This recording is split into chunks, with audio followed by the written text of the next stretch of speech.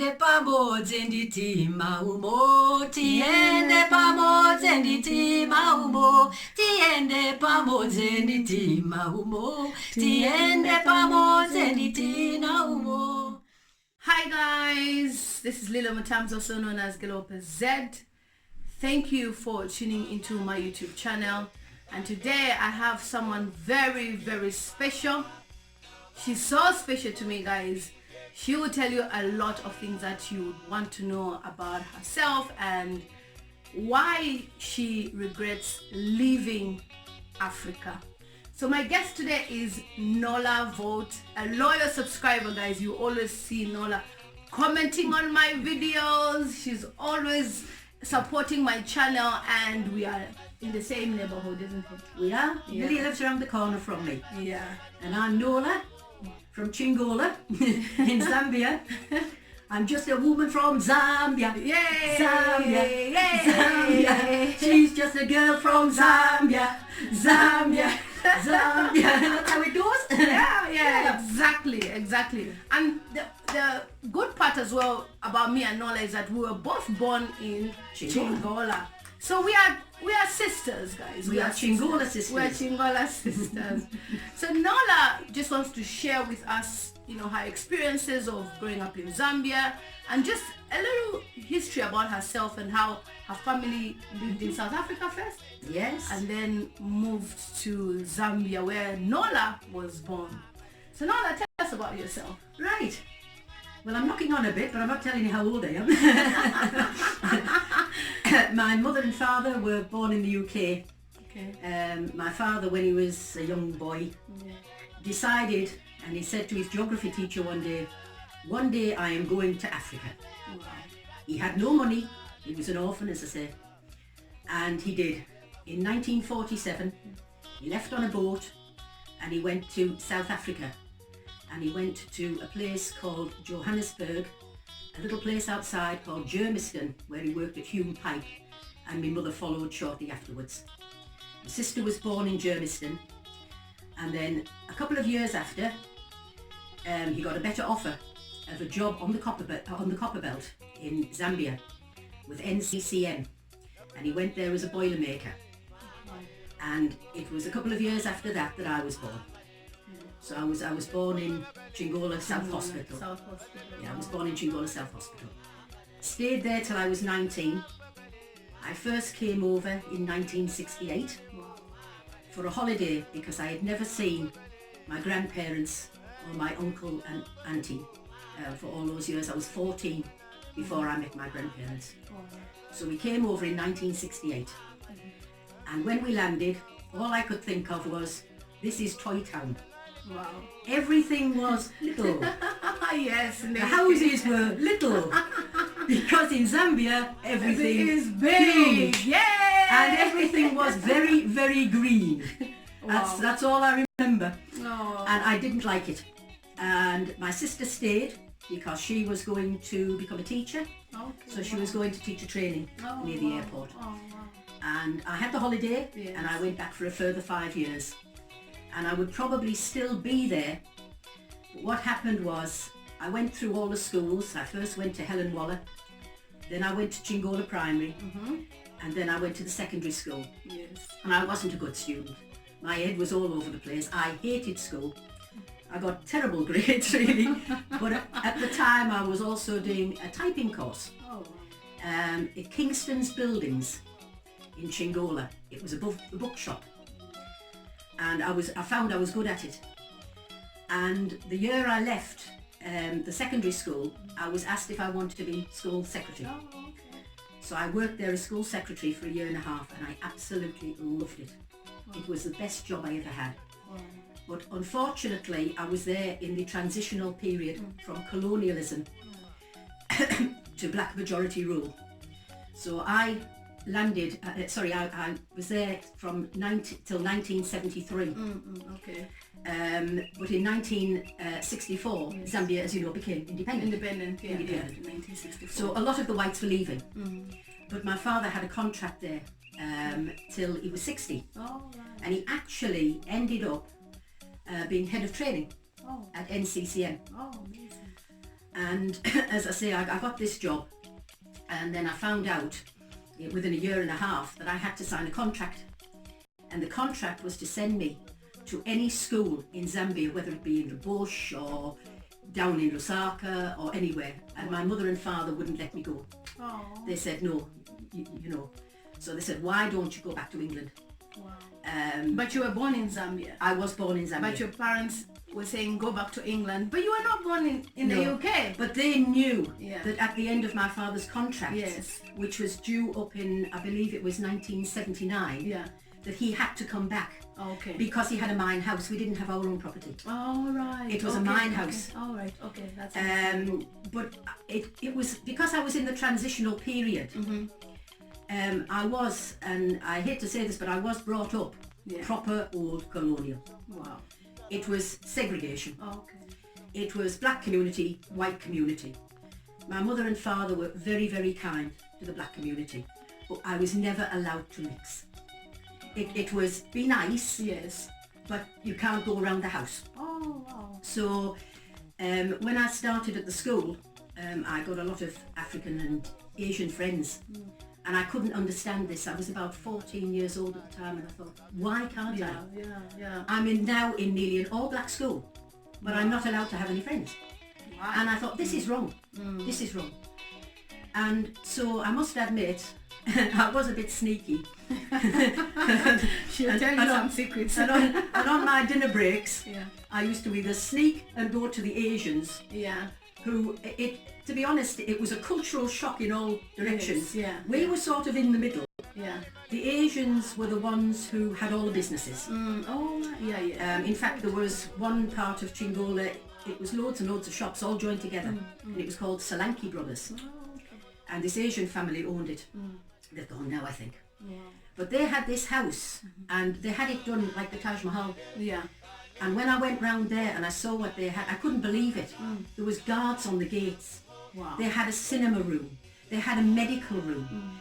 They had a living room that had a full mural.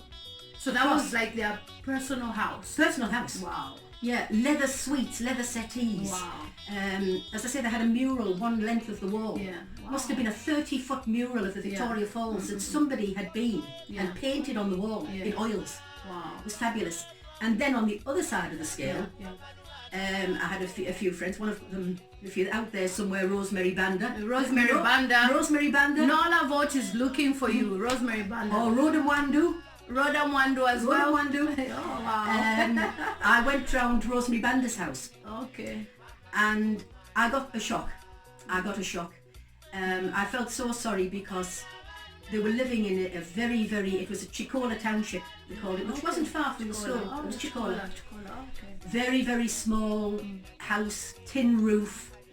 I think there was about 6 children living more or less in one room.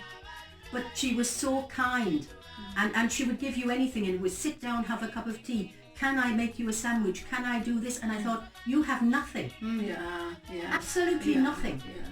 I've had so many black friends, and I have never once had an argument with one of them. Wow.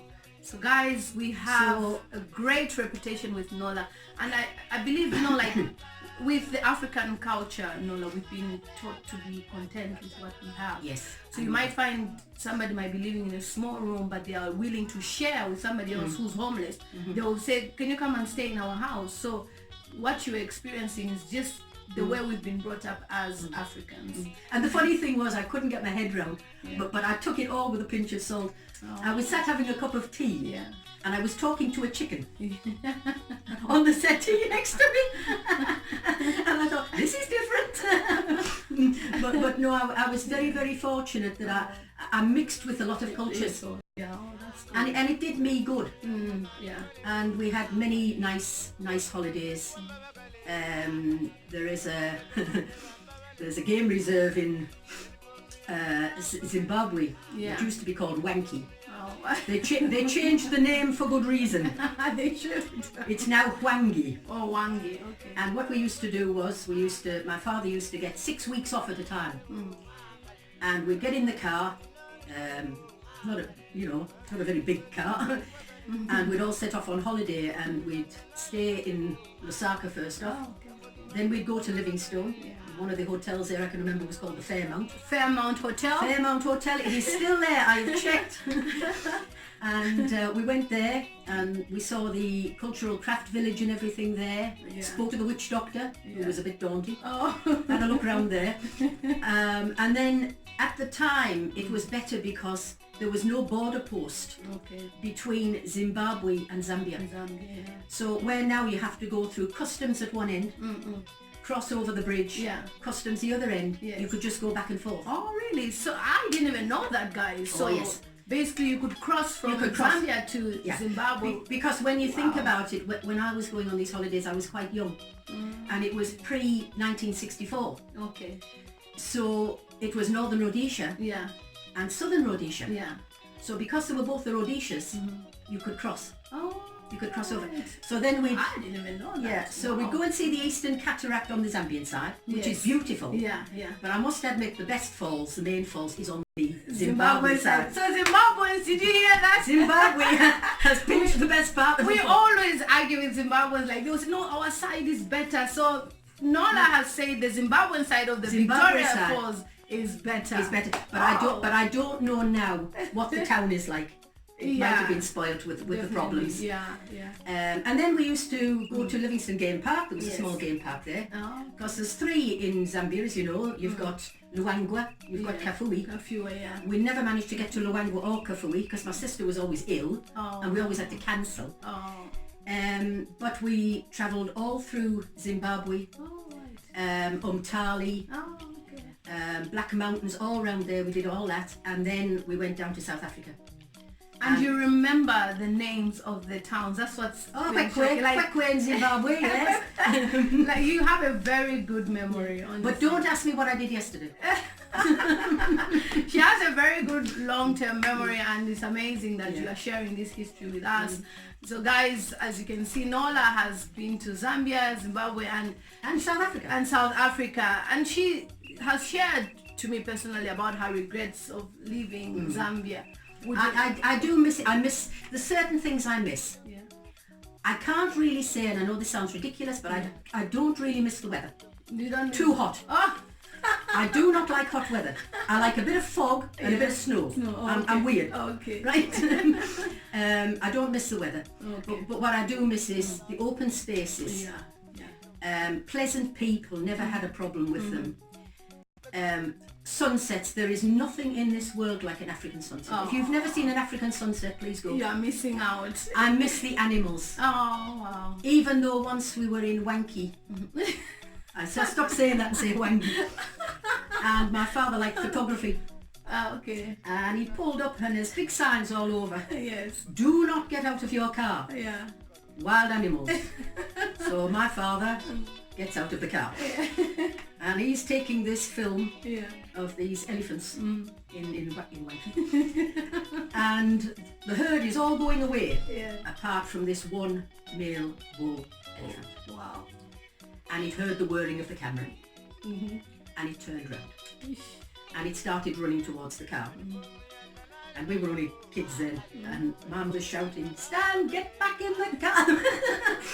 Anyway, he gets back in the car. Cut a long story short, he forgot to take the handbrake off. Oh no. So here we're going down the road with this elephant behind us. And about 2 miles down the road, the steam pouring out. He said, no, he said, I forgot the handbrake. Oh. Fortunately, the elephant had gone. Oh, okay. So we had to wait for about, I think it was 2.5 to 3 hours or something, for a game warden to come round looking, because they used to check. We stayed in these rondels in the camps. Yes. And I think we were at main camp, which was, as I say, they used to keep a good eye on it. And we had to wait about 3 hours for one of their guys to come out looking to see why this vehicle hadn't returned back to camp. Wow. And by then, as I say, the brake had cooled off, so it turned up back.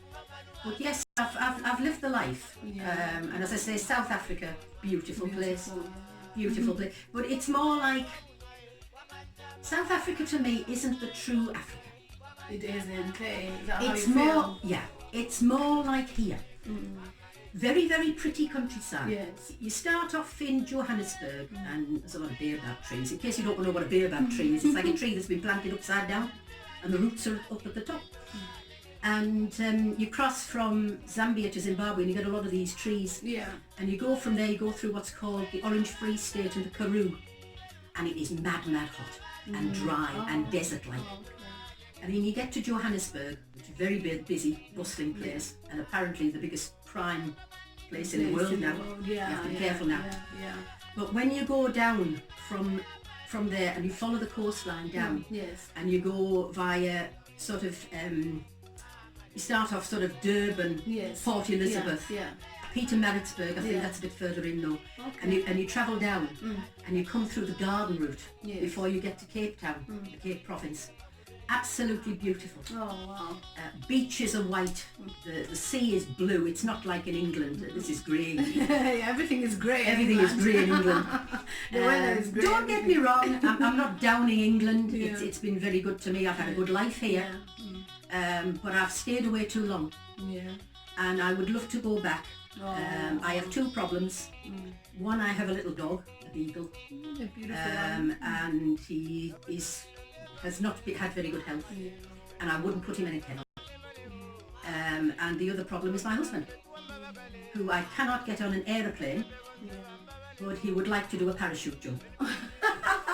Can you believe that? Like your husband wants to go on a parachute jump, but He wants to do the jump, but he won't get on the plane. How's that? So don't ask. But one of these days, I think if anything happens to the dog, Yeah. I will force him on that plane. Yeah. You just have to. You can come with me. I'll either get him drunk, Yeah. or I'll give him a few Valium tablets and get him on the plane. I'll hijack him. But yeah, my sister wanted me to go a couple of years ago. Oh, okay. So is your sister still in Zambia? No, my sister is here. She came Okay. over before me. Right, when I said in '68, All right. and she came over to do teacher training, All right. because at the time in '68 Yeah. the Zambia University wasn't built then. Oh, wow. It was built early '70s Oh, wow. when I was still there, Okay. and they were only just bringing in the education Oh, system, system. so you couldn't get high enough up to be a teacher. Oh, okay. So Wow. you had to either go to South Africa, which a lot of white people did for their education, Yes. or they came back to the UK Oh, because they couldn't further. yeah, education in Zambia. Yeah, they were doing Cambridge O level, and then it was That's it. That was it. Oh. You couldn't get any higher. Oh, wow. So that's Interesting history right there. I didn't even know that, the expatriates or foreigners would leave Zambia to go to South Africa because we didn't have the University of Zambia then. Yeah, there was no I'm learning a lot from you, Nola. I'm learning a lot. I'm learning a lot from you. And then talk about like relationships in Zambia. Did you, obviously at 16, 17, we find ourselves maybe in relationships, close friends. Did you date anybody in Zambia? Have you ever dated an African in Zambia? It's probably the first time my sister will have heard this on air. So she's learning as well. Yes, it started when I was in the secondary school. Okay, yeah. I was in the last year, Yes. and because I suppose 16, 17, the mind wanders off the lessons and Yes. wanders onto other things. So I'd met an Asian girl Yeah. who was dating a black guy, Okay. a black boyfriend. And she said, "Oh, would you like to meet Moses, his friend?" Oh. And I said, "Oh, okay then.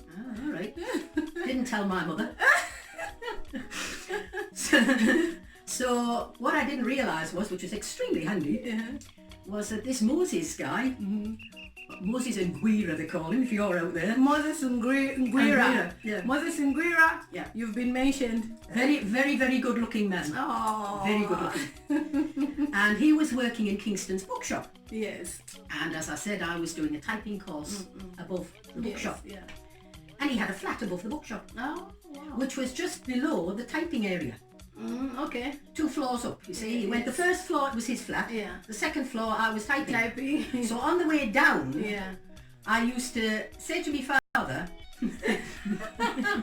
"Don't come for me at 5 o'clock, come for me at 6 o'clock. We've got an extended typing on."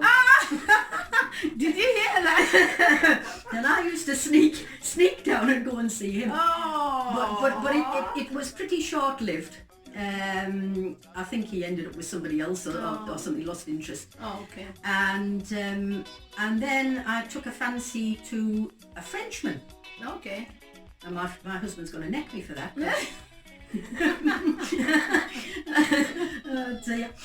So anyway, and he was teaching at the school. I won't give names because I have a funny feeling he might have been gay. Oh, okay. But I didn't realise that at the time. Okay, all right. But I started seeing him for a bit. I asked him around the house a few times. Yeah, okay. And then I met a guy. We were doing a play called Julius Caesar. Yes. And it was to be held. We were going to do it at Lusaka University. Oh, okay. And I met this guy called Chris.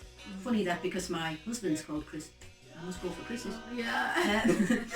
And he was doing Cassius.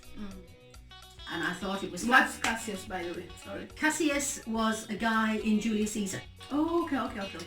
And nobody take offence here because I always do this, but I've got to say, and I found it fascinating because I loved his Zambian accent doing Shakespeare.